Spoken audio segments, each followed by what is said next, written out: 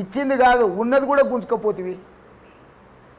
ఇంకేముంది, నేను ఎగ్జాంపుల్ చెప్పదలుచుకున్నా. 2014 జూన్ 2 నాడు కేసీఆర్ పార్టీ పరంగా కానీ కుటుంబ పరంగా కానీ ఉన్న ఆస్తులన్నీ, డిసెంబర్ 3, 2023 నాడు దిగిపోయేటప్పుడు కుటుంబ పరంగా కానీ పార్టీ పరంగా కానీ ఉన్న ఆస్తులు ఎన్ని?